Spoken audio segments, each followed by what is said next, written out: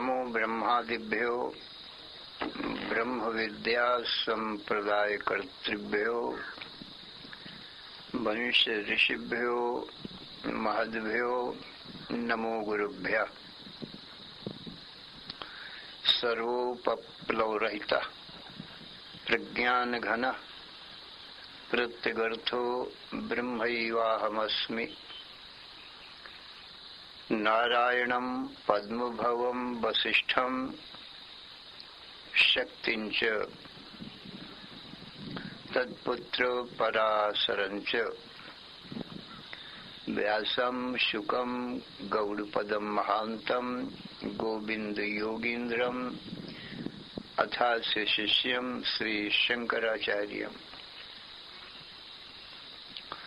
अथास्य पद्मपादं च हस्तामलकं च शिष्यं तंत्रौटकं भारतृककारम् अन्यान् अस्मद्गुरून् सन्ततम् आनतोऽस्मि। श्रुतिस्मृति पुराणानाम् आलयं करुणालयम् नमामि भगवत्पादं शंकरं लोकशंकरम्। शंकरं शंकराचार्यं केशवं बादरायणं सूत्रभाष्यकृतौ वन्दे भगवन्तौ पुनः पुनः। ईश्वरो गुरुः आत्मेति मूर्तिभेद विभागिने व्योमवद्व्याप्तदेहाय दक्षिणामूर्तये नमः। अशुभानि निराचष्टे तनोति शुभसन्ततिं स्मृतिमात्रेण यत्पुंसां ब्रह्म तन्मङ्गलं परम्। अतिकल्याणरूपत्वात् नित्यकल्याणसंश्रयात् स्मर्तॄणां वरदत्वाच्च ब्रह्म तन्मङ्गलं विदुः। ओंकारश्चाथ शब्दश्च द्वैतौ ब्रह्मणः पुरा कंठं भित्त्वा विनिर्यातौ तस्मान् मांगलिकौ उभौ। ओम तत्सत् परब्रह्मणे नमः। श्री राम जय जय राम। श्री राम जय जय राम। श्री राम जय जय राम। धर्म की अधर्म का प्राणियों में विश्व का हर हर महादेव।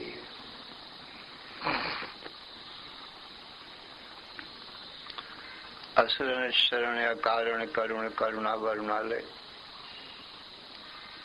कर्तुम अकर्तुम अन्यथा कर्तुम समर्थ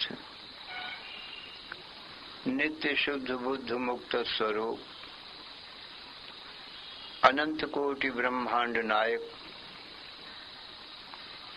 परात्पर पूर्णतम पुरुषोत्तम परब्रह्म सच्चिदानंद घन सर्वज्ञ सर्वशक्तिमान सर्वाधार सर्वाधिष्ठान भगवान के ज्ञान से ही जीव सर्व दुखों से मुक्त होकर परमानंद को प्राप्त होता है। भगवान का ज्ञान किन साधनों से होता है? कहते भगवान का ज्ञान का मुख्य साधन वेद है। वेद से ही ब्रह्म का सम्यक ज्ञान होता है। तो वेद अपने आप तो बोलता नहीं है,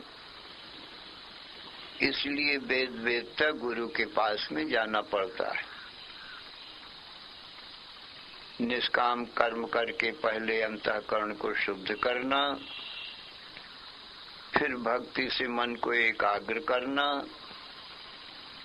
और फिर एकाग्र मन में ही ये ज्ञान होता है गुरु के उपदेश से। तो प्रथम भक्ति संतन कर संगा, दूसरी ममृत कथा प्रसंगा। पहली भक्ति तो संतों का संग ही है, क्योंकि भगवान की कृपा से संत भगवान को जानते हैं, इसलिए भगवत स्वरूप भय। संत ही भगवान का स्वरूप बताएंगे। जैसा वेद में कहा है वैसा संत बताते हैं। तो वेद में भगवान के दो स्वरूप बताए हैं, निर्गुण निराकार और सगुण साकार। ये दो रूप हैं भगवान के। सो निर्गुण निराकार सच्चिदानंद घन ब्रह्म है,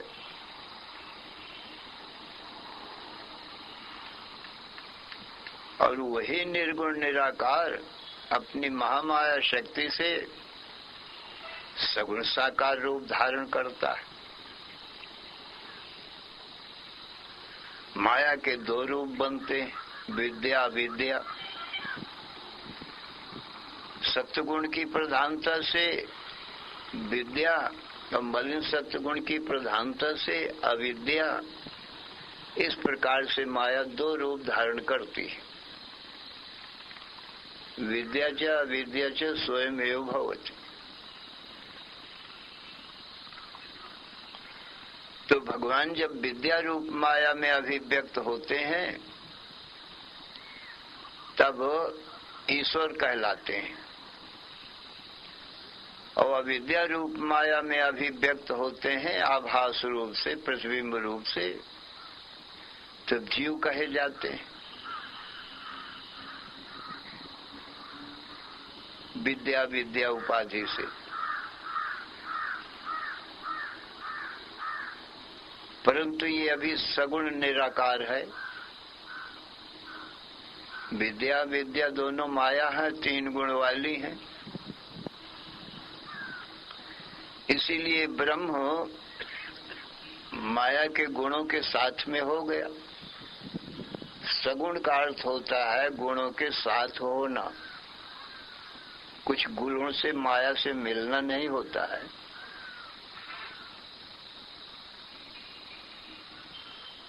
माया और गुणों के साथ है, परंतु अपना निर्गुण निराकार स्वरूप ज्यों का त्यों है। उसमें कोई विकार नहीं आया, कोई संबंध नहीं हुआ। गुणातीत ही है, माया गुण ज्ञानातीत अमाना। कौन? वही ब्रह्म। वेद पुराण बनमता। वेद पुराण सब ब्रह्म को ऐसा ही बताते हैं। सब माया और माया के गुणों में सब में है, पर तो भी मायातीत है, गुणातीत है। माया गुण गोपार। इस प्रकार से जब विद्या विद्या के साथ हुआ तब सगुण कहलाया, परंतु अभी आकार नहीं है, सगुण हुआ है। ईश्वर भी सगुण है, जीव भी सगुण है, क्योंकि अभी माया और अविद्या में कोई आकार नहीं बने हैं। और जब ये देह इंद्रिय मन बुद्धि प्राण ये आकार बन गए, मन शरीर बन गए, किससे? उसी माया से, उसी अविद्या से। माया अविद्या के ये सब आकार बने हैं। गुण भी माया के ही हैं, और गुणों से ये सब आकार बने हैं, वो भी माया के हैं। तब आकारों के साथ भी, तब इसका नाम सगुण साकार हुआ कि गुणों के साथ तो है ही है, अब ये आकार बन गए। स्त्री पुरुष मनुष्य पशु पक्षी वृक्ष पर्वत सूर्य चंद्र, राम कृष्ण विष्णु शिव शक्ति सूर्य गणेश, ये ईश्वर के आकार। और ये सब जीवों के आकार, परंतु किससे बने? उसी माया से बने, अविद्या से ही बने। ब्रह्म व्यापक है, सब आकारों में। आकार का मतलब नाम और रूप। नाम और नाम के द्वारा बताए जाने वाले रूप, ये सब आकार हैं। तो सारा संसार ये विश्व विराट के नाम रूप हैं। क्या ईश्वर के, क्या जीव के जितने भी शरीर हैं, ये सब विश्व, राम कृष्ण विष्णु आदि, और उनके शरीर में सभी जीवों के शरीर भी मिले हुए हैं। जीवों के सभी स्थूल शरीर, सभी आकार, मनुष्य, पशु, पक्षी, वृक्ष, पर्वत, सूर्य, चंद्र, देवता, दैत्य, सिंह, व्याघ्र, सर्प, बिच्छू, सब भगवान के विराट स्वरूप में जुड़े हुए। ये सब जितना नाम रूप है ना, ये भगवान का विराट रूप है। भगवान राम ने भी, भगवान कृष्ण ने भी अपना विराट रूप दिखाया है, जिसमें सब स्त्री पुरुष मनुष्य पशु पक्षी हैं। माँ तू ही दिख रहा हो प्रभु, अद्भुत रूप है अखंड। रोम रोम प्रतिराज ही कोटि कोटि ब्राह्मण। ब्रह्मांड निकाया निर्मित माया, रोम रोम प्रतिवेद कहा है। ये सब विश्व ब्रह्मांड और रामकृष्ण आजकों के शरीर, उनके शरीर में सब विश्व ब्रह्मांड, ये विराट रूप, ये सज्जनों सगुण साकार है।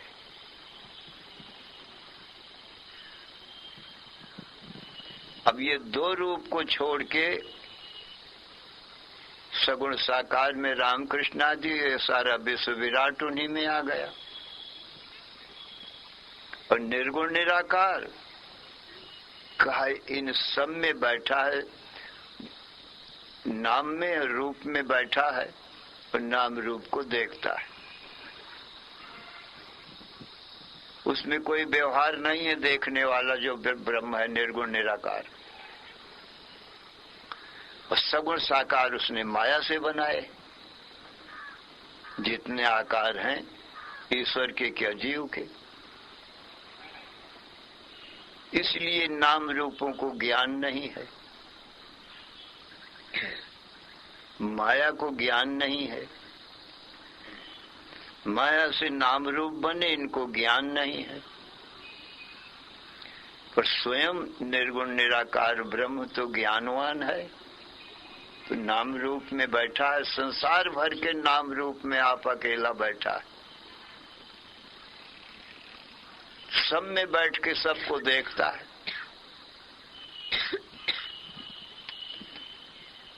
वो निर्गुण निराकार हो गया। दिखाई नहीं पड़ता है, पर देखता है। तो जो दिखाई पड़ता है वो सगुण साकार है, और जो देखता है वो निर्गुण निराकार है। अब तीसरा कोई है नहीं।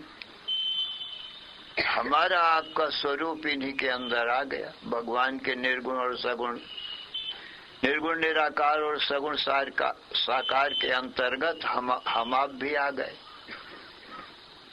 अलग से कोई रहा ही नहीं, विराट से भिन्न कोई अलग है ही नहीं।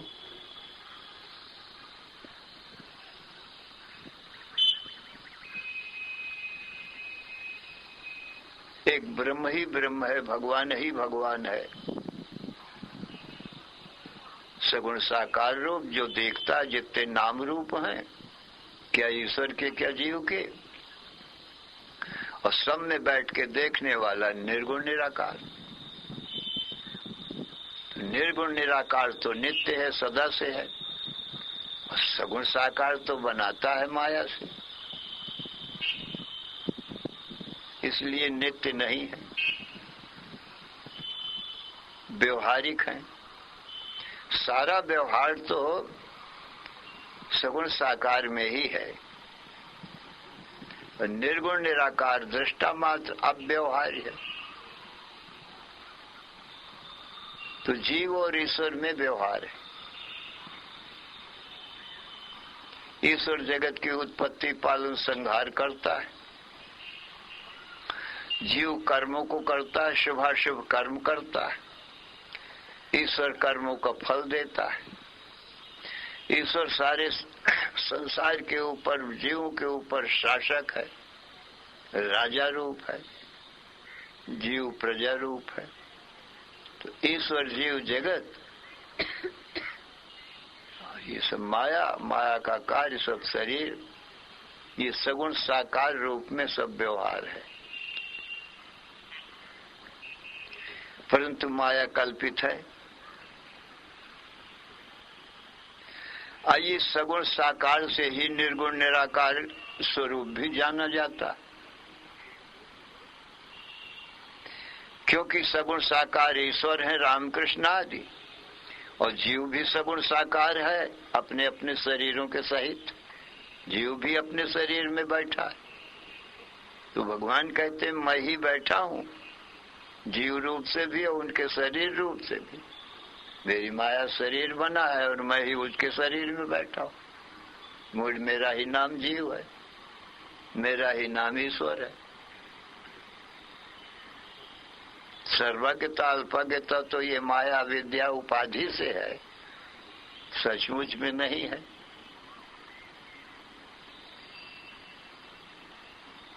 अब विचार कर देखो तो एक सिवाय भगवान के दूसरा कोई नहीं है। जब हम आप उसी में मिल गए तो अलग से कहाँ रहे। इसलिए अपने आप को भी जब हमको कहना पड़ेगा तो हम यही कह सकेंगे कि भाई मैं ब्रह्म हूँ, मैं भगवत स्वरूप हूँ, क्योंकि अलग से हमारा तुम्हारा स्वरूप अलगा कोई सकता भी नहीं है। विराट से कैसे अलगाया जाएगा, उसमें सब जुड़े हुए हैं। हमारे आपके सबके शरीर जुड़े हुए, हमेशा जुड़े हुए। इसलिए जब अपने आप को तुम पुकारोगे, कहोगे, तो निश्चय ही यही कहना पड़ेगा मेरा स्वरूप कि निर्गुण निराकार रूप से बैठे देख रहा हूं अपने शरीर में, और मेरा शरीर सगुण साकार है। तो चाहे मेरा कह दो चाहे भगवान का कह दो, एक ही बात है। नाम कुछ भी रख दो, तत्व तो एक है भगवान। चाहे यही कह दो तू ही तू है, दूसरा कोई है नहीं, और चाहे यही कह दो अहमेवेदम सर्वम, ये सब मैं ही मैं हूँ। सगुण साकार रूप से दिखाई पड़ रहा हूँ, सब व्यवहार कर रहा हूँ, और निर्गुण निराकार रूप से बैठ करके देख रहा हूँ, कोई व्यवहार नहीं करता हूँ। तो भी गुण और आकारों से असंग हूँ, क्योंकि सब नाम रूप गुण और आकार वाले हैं, नाम रूप। अब मैं सब में बैठा हूं, पर तो भी असंग हूं। माया का मुझसे स्पर्श नहीं होता है। गुण और आकार माया के हैं। निद्रा देवी माया है। जागृत स्वप्न में सब आकार बने, माने सब शरीर हैं। जागृत स्वप्न में सब नाम रूप दिखाई पड़ रहे हैं, चाहे ईश्वर के हों और चाहे जीव के हों। जब आप जागोगे तभी तो देखोगे। और निद्रा में नाम रूप कोई है ही नहीं, पर मैं देखने वाला तो रहता हूं कि नाम रूप कोई नहीं है। तो निद्रा में बैठ के निद्रा को देख रहा हूं, क्योंकि माया को निद्रा को ज्ञान नहीं है। वो अज्ञान रूप है। ये ज्ञान हमारा तुम्हारा अखंड है। ये निर्गुण निराकार तत्व तो अखंड है। यही निद्रा रूप अज्ञान में माया में है, पर माया से असंग है, माया को देखता है। फिर माया से ये जागृत स्वप्न के शरीर बने, अनेक नाम रूप हो गए। सब नाम रूपों में भी मैं हूं, तो भी अनाम अरूप ही हूं। नाम रूपों को देखता हूं, पर स्वयं मेरा कुछ नाम नहीं है, कोई रूप नहीं है, क्योंकि नाम रूप को ज्ञान नहीं है। हम मैं ज्ञान रूप हूं, अज्ञान रूप तो हो नहीं सकता। नाम को भी ज्ञान नहीं, नाम से रूपों का ज्ञान होता है, तो उन रूपों को ज्ञान नहीं है। पर मैं ही तो करूंगा, नाम से रूपों को देखूंगा तो मैं ही देखूंगा। तो मेरे सिवाय कोई प्रकाशक नहीं है नाम रूपों का। नाम रूप माया के कार्य हैं, इनको कुछ भी ज्ञान नहीं है।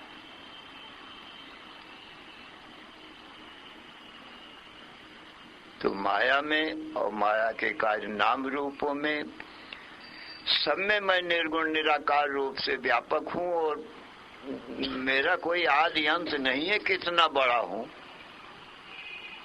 कितना बड़ा संसार है, सारे संसार में व्यापक हूं, और सारा संसार मुझ परमात्मा के एक अंश से स्थित हो। जगत एक तिल भर जगह में ये सब नाम रूप पड़े हैं, माया पड़ी है।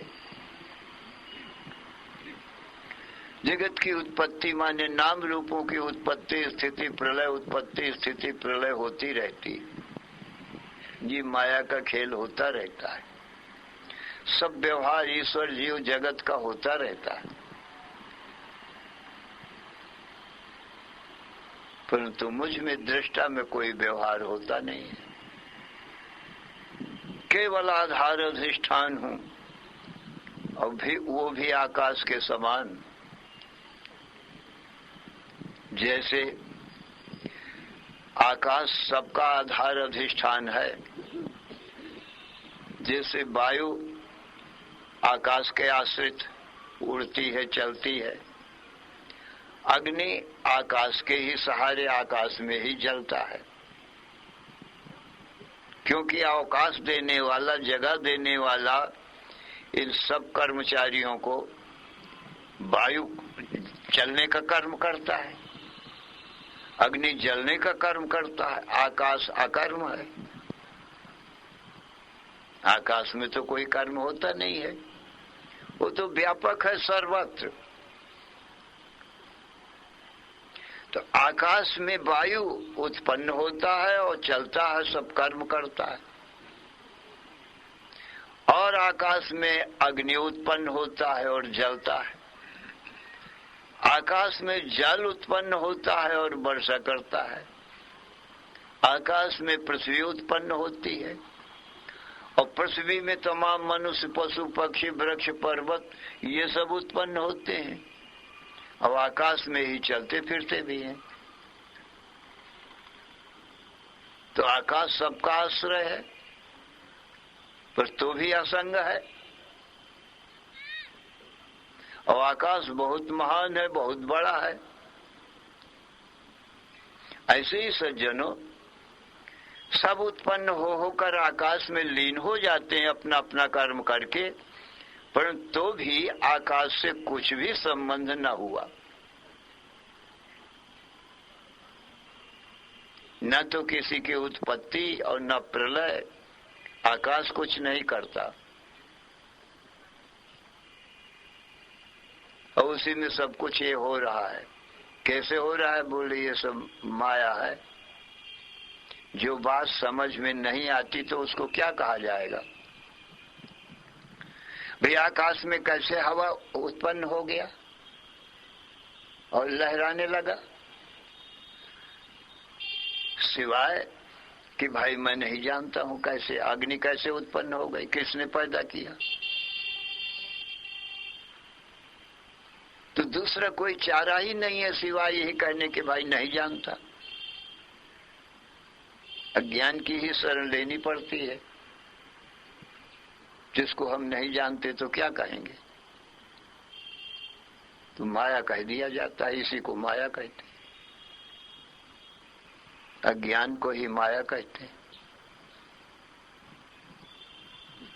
हमारे तुम्हारे चिदाकाश में निद्रा उत्पन्न हो गई, माया उत्पन्न हो गई। अब क्या कहें, ये कहां से उत्पन्न हो गई और किसने पैदा कर दिया? हमने पैदा, हम में कर्म नहीं है क्योंकि ज्ञान मात्र है। निद्रा कहां से आ गई? निद्रा ने जागृत स्वप्न का संसार पैदा कर दिया। कहा? हमारे तुम्हारे आत्मा रूपी आकाश में।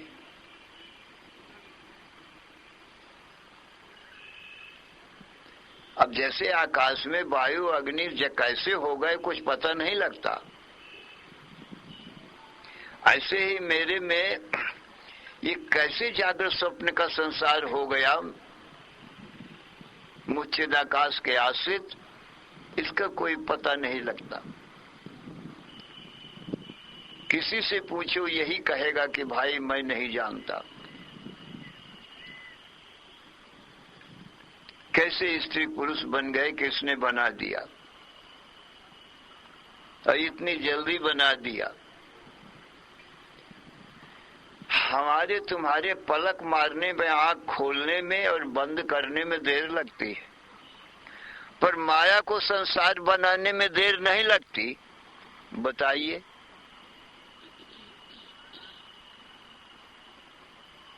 भ्रकुटी विलास सृष्टि लय हुई, माया के ईश्वर के, माया उपाधि ईश्वर की है, इसलिए ईश्वर की नेत्र खोलने से सृष्टि हो गई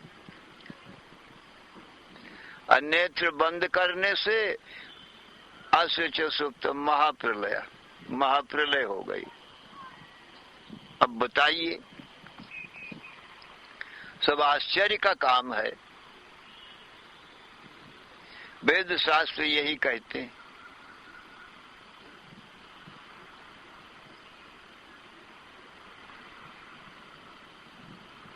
तो ठीक है, अज्ञान है, पर अज्ञान को जानने वाला तो मैं ही हूं।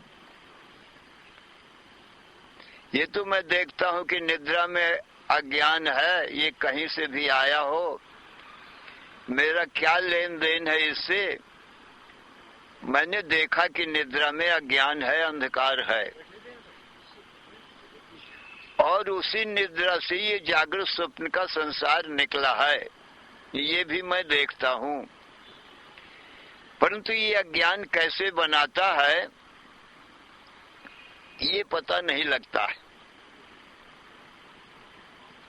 ऐसा लगता है कि मैं अज्ञान को देखता हूं तो ये बना बनाया ही निकल पड़ता है, क्योंकि इतनी जल्दी नेत्र खोलने मात्र से सब संसार बन जाना असंभव है। कोई सामग्री नहीं, कोई औजार नहीं, कोई समय भी नहीं ज्यादा। जे सृष्टि उपाई त्रिविध बनाई, संग सहाय न दूजा। बताइए, कोई संग नहीं, कोई सहायक नहीं, कोई औजार नहीं। ये सज्जनों अपने आप होता है। जो अपने आप होता है उसी को माया कहते हैं। निद्रा अपने आप आई। निद्रा को खाली मैं तो देखने वाला हूं, निद्रा आ गई तो मैं देखूंगा जरूर, कहीं से भी आई हो।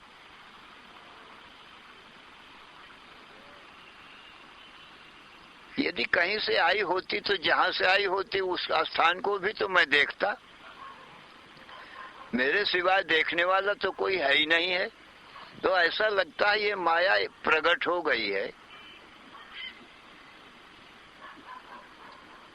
नहीं, जिस सब स्थान में मैं ही मैं भरा हुआ हूं। ब्रह्म ही ब्रह्म भरा हुआ है, कहां से आएगी? अरे कोई जगह खाली नहीं है मैं मुझसे। तो यही लगता है कि ये निद्रा प्रकट होती है और निद्रा से जागृत स्वप्न का संसार प्रकट होता है। और मैं दृष्टा ही रहता हूँ, देखता ही रहता हूँ, कभी सोता भी नहीं। मैं सो जाऊंगा तो निद्रा को कौन देखेगा, अज्ञान को कौन देखेगा? अज्ञान से ये जागृत स्वप्न की सृष्टि भाई, इसको कौन देखेगा? इस जगत की उत्पत्ति स्थिति प्रलय ये माया मात्र सज्जन हो रही है। जो हो रहा है सो अपने आप हो रहा है, इसका कोई कर्ता नहीं है। न कर्तृत्व न कर्माणि लोकस्य सृष्टि प्रभो न कर्म फल संयोगम स्वभावस्तु प्रवर्तते।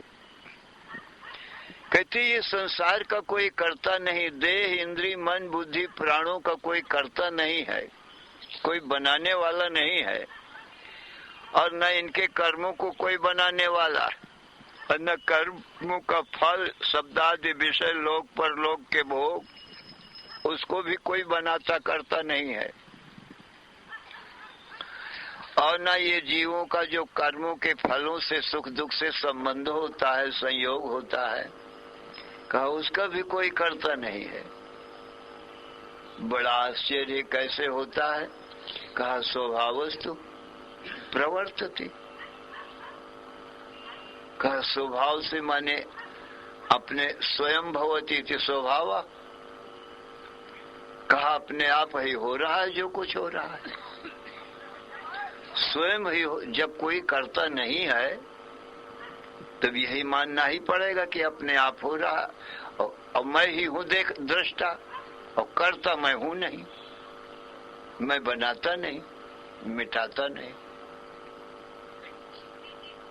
तो मुझे यही दिख रहा है ना कि अपने आप तो दिन हो जाता है, अपने आप ही रात होती है, अपने आप ही निद्रा भई, अपने आप ही जागृत स्वप्न के नाम रूप बन गए।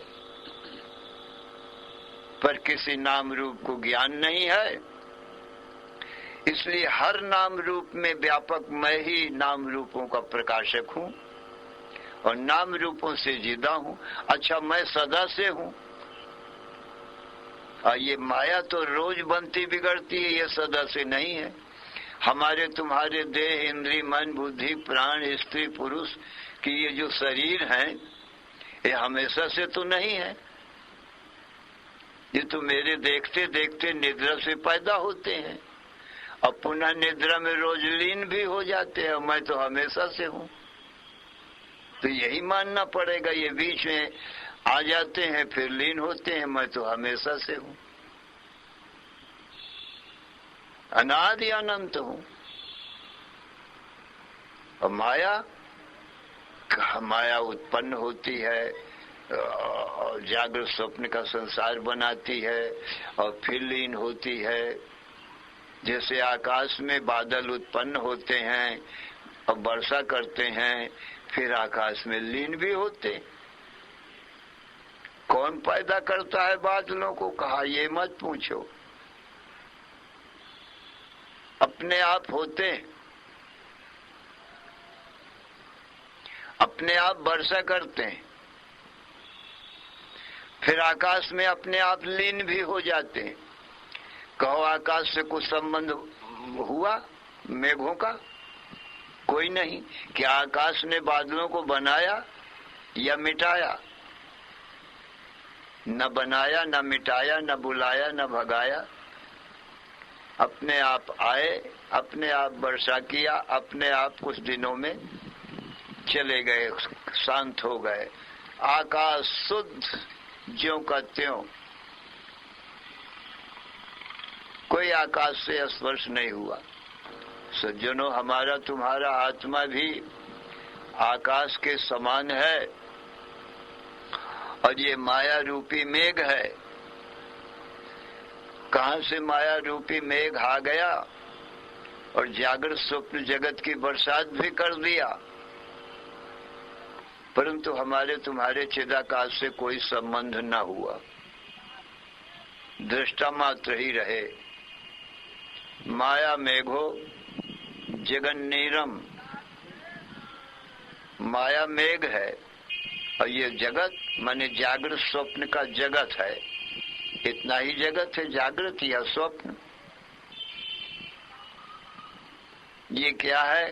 कहा निद्रा रूपी माया मेघ की, निद्रा माया है, वो मेघ है, बादल है। और जागृत स्वप्न का जगत कहा ये बरसात है। जैसे मेघ एक है और बूंदें अनेक हैं, एक ही मेघ की अनेक बूंदें, ऐसे ही माया एक है और स्त्री पुरुष मनुष्य पशु पक्षी वृक्ष पर्वत सूर्य चंद्र ये नाम रूप कितने हैं? कहा ये तो अगणित है, ये बूंदें हैं। वर्षा की बूंदें कौन गिन सके? अरे मेघ तो गिन लो कि एक है, पर जब वर्षा की बूंदें होती हैं ये छोटी छोटी, तो उनको कौन गिन सकता है? तो निद्रा को तो हमने देख लिया कि एक है, घोर अज्ञान अंधकार रूप है। परंतु उसकी ये जो बरसात है, कितने स्त्री पुरुष होंगे संसार भर में, मनुष्य पशु पक्षी वृक्ष पर्वत कितने होंगे, कुछ गिनती है क्या? कितने सांप बिच्छू पशु पक्षी सिंह व्याघ्र होंगे, कितने देवता और दैत्य होंगे, अगणित हैं, कौन गिनती करे? तो सज्जनों, ये जागृत स्वप्न का जगत ये माया रूपी मेघ की बरसात है। परंतु सज्जनों, जैसे आकाश सबको अवकाश देता है, वायु को उत्पत्ति और चलना फिरना, अग्नि की उत्पत्ति और जलना, मेघों का आना और वर्षा करना, सबको अवकाश देता है और असंग रहता है। ऐसे ही हमारा तुम्हारा आत्म तत्व तो आकाश से भी सूक्ष्म है और महान है। माया के इस खेल को अवकाश देता है, सब माया अपना खेल कर रही है हमारे तुम्हारे चिदाकाश में, परंतु कोई संबंध हमारी तुम्हारी आत्मा से ये किसी भी देह इंद्रिय मन बुद्धि प्राणों को कुछ संबंध नहीं होता है। ये अपने आप आते हैं और चले जाते हैं। जागृत की वर्षा कम भई तो स्वप्न में थोड़ी रह गई है, सूक्ष्म बूंदें हैं। सुसुप्ति में वर्षा खत्म हो गई है, वो मेघ रह गया खाली, माया रूपी मेघ। और समाधि में वो मेघ भी गायब हो गया। माने जब हम अपने स्वरूप सच्चिदानंद में ब्रह्म हूँ, दृष्टा साक्षी हूँ, अपनी तरफ देखा तो निद्रा रूपी माया रूपी अज्ञान रूपी मेघ भी गायब है। अब मैं अपने दृष्टा स्वरूप में स्थित हूँ। अब अज्ञान हो तो दिखाई पड़े, अब वो भी गायब हो गया। ये समाधि है, अपने स्वरूप को देखना। मैं सच्चिदानंद ब्रह्म हूँ, दृष्टा हूँ, साक्षी हूँ। तो अब दृश्य कोई दिखाई नहीं पड़ता, इसलिए अब दृष्टा क्या कहूँ मैं, अनाम रूप हूँ। दृष्टा नाम भी तब तक था जब तक निद्रा को देख रहा था। अब समाधि में निद्रा भी नहीं है, मैं अपने स्वरूप ज्ञान रूप में ही केवल स्थित हूँ। अब दृष्टा नाम क्यों, कैसे हो मेरा, किसको देखूं तो दृष्टा मेरा नाम पड़े? इसलिए अवांग मनस गोचर हूं।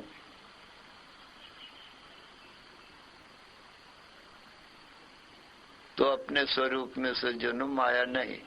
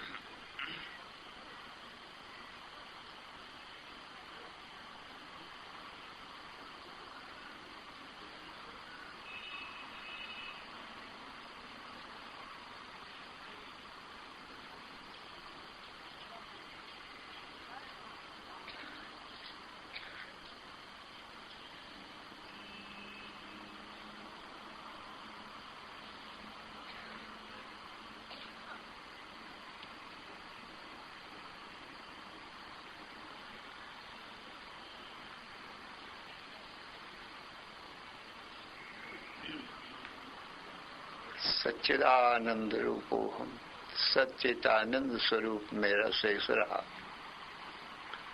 जो माया भी लीन हो गई, अज्ञान निद्रा लीन हो गई, केवल ज्ञान ही रह गया, सच्चिदानंद ही रह गया। अब सच्चिदानंद भी ये नाम भी कौन कहे?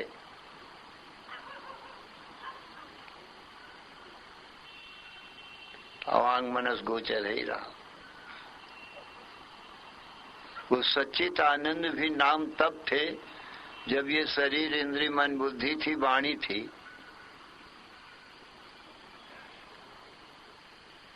असत संसार था, माया थी, इसकी अपेक्षा से मुझे सत कहा गया। ये माया ज्ञान रूप है, तो इसकी अपेक्षा से मुझे ज्ञान रूप चेतन कहा गया। ये माया दुख रूप है, इसकी अपेक्षा से मुझे इसके अलगा करके बताने के लिए मुझे सुख रूप, आनंद रूप बताया गया। अब जब असत जड़ दुख रूप है ही नहीं कुछ, और इंद्रिय, मन, बुद्धि, प्राण, मन, वाणी भी नहीं है,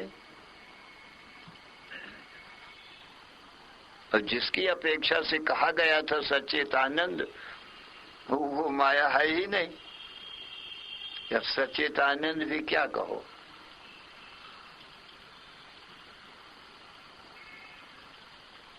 कहूं तो सत, जो असत कहूं होए को। कहीं असत हो तो फिर असत कहा जाए, तो असत अब रहा नहीं, असत जड़ दुख रूप रहा नहीं। चित्त तो तब कहूं, ज्ञान तो तब कहूं जब अज्ञान कहीं होए। अब अज्ञान नहीं तो ज्ञान क्या कहूं? आनंद स्वरूप तो कहूं तब जब दुख रूप होए को। तो सज्जनों, सिवाय मौन के अब क्या वाणी? अब वाणी है नहीं, सब लीन भय। जागृत का संसार स्वप्न में लीन हुआ, स्वप्न का संसार सुसुप्ति अज्ञान में लीन हुआ, और ये अज्ञान मुझ ज्ञान स्वरूप में लीन हो गया।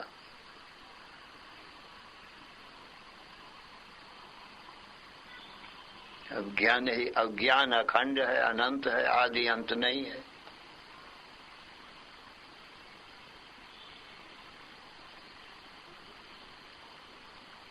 सीता राम में लीन भई तो राम रूप हो गई, राधा कृष्ण में लीन हो गई तो संसार की रास लीला खत्म भई, वो कृष्ण रूप ही हो गई। अब द्वैत कहाँ रहा? दो चीज कहाँ?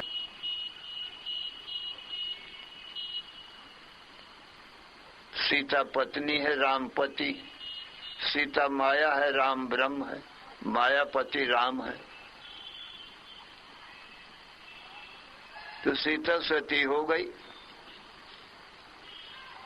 सती का मतलब सत में मिल गई।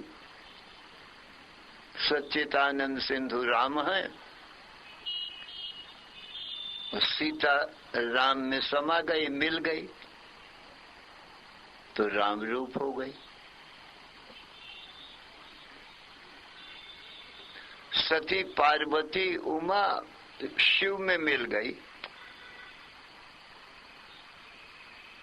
सती का परिवार बुद्धि पार्वती है, उसी का परिवार सारा संसार है। जब बुद्धि ही शिव में मिल गई, अब संसार कहाँ रहे? बुद्धि का बनाया हुआ ये संसार है। निद्रा से पहले बुद्धि निकलती है, फिर बुद्धि संसार बनाती है। अब जब बुद्धि ही समाधि में ब्रह्म रूप को धारण कर लिया, ब्रह्माकारा बुद्धि हो गई, बुद्धि की वृत्ति, तो उसी ने तो संसार का आकार धारा था। बुद्धि अपने आप ही संसार रूप बन गई थी, अब वही ब्रह्म का आकार धर लिया है। तो एक ही बुद्धि है, चाहे संसार का रूप धारण करे, चाहे ब्रह्म का रूप धारण करे। जब ब्रह्म का रूप धारण किया तो संसार का रूप गायब। समाधि में संसार नहीं रहता। धी माने बुद्धि, समा गई कहाँ? कहा सच्चिदानंद ब्रह्म में, वहां ही स्थिर हो गई। तो सज्जनों, ये ऐसी माया, बुद्धि माया ही है। पर माया जब ब्रह्म में लीन होती है, अपने पति में लीन होती है, भाई सत्य चीज तो कहीं लीन न होगी, जो झूठी चीज होगी उसी को लीन होना पड़ेगा। जैसे छाया है झूठी है, पुरुष सत्य है, तो पुरुष से ही छाया निकलेगी, तो पुरुष में ही लीन होगी। और पुरुष तो सत्य है, उसको कहाँ लीन होना है? तो राम है, कृष्ण है, विष्णु है, ब्रह्म है, हमारा तुम्हारा आत्मा है, ये पुरुष है, ज्ञान रूप है। अज्ञान रूप छाया है।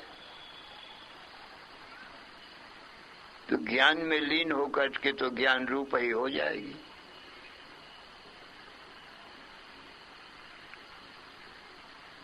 इसलिए सज्जनों, जो दिखता है ये हमारी तुम्हारी आत्मा ब्रह्म की छाया है। समाधि में ये छाया हम में तुम में समा जाती है, क्योंकि छाया सत्य नहीं है, माया सत्य नहीं है।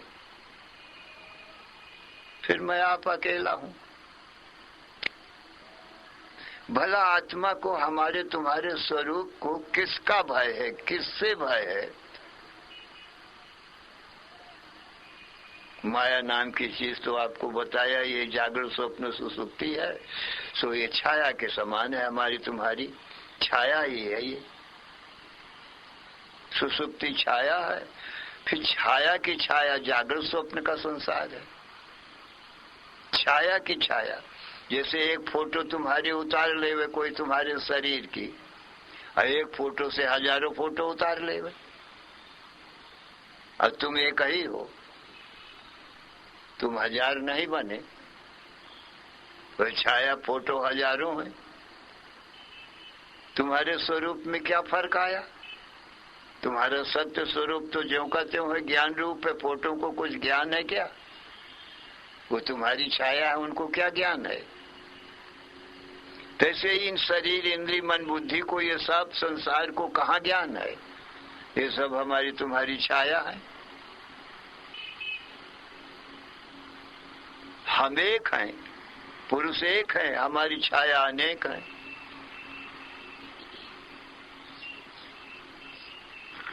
भला अपनी छाया से किसको भय है? कुछ नहीं। यही एक अनेक है। माया से ये छाया अनेक है केवल, हम तो एक के एक ही है। पुरुष तो एक का एक ही है। तो हम आप ज्ञान पुरुष हैं, ज्ञान को पुरुष कहते हैं, अज्ञान को छाया कहते हैं। तो हम आप कोई भी अपने ज्ञान से इनकार नहीं कर सकते, मना नहीं कर सकते कि मैं नहीं देखता हूं, ऐसा कोई नहीं कह सकता। कोई भी सूरदास अंधा नहीं है, सब देखते हैं, दिन को, रात को, स्त्री पुरुषों को, मनुष्य, पशु पक्षियों को, सब देखते हैं, और ये कोई नहीं देखते। तो यदि अंधा है तो ये संसार है। क्यों? इसका नाम है अज्ञान है। अज्ञान ही अंधा है। घर में तो ज्ञान हूं, ज्ञान ही नेत्र है। सो ऐसा नेत्र है मेरा जो कभी उदयस्त होता ही नहीं, ऐसा ज्ञान है। इस प्रकार से अपने आप को सच्चिदानंद घन ब्रह्म जानो। से सब हमारी तुम्हारी छाया मात्र है। इस छाया से बनने बिगड़ने से अपने को क्या भय है? अपनी मृत्यु कहाँ होती है?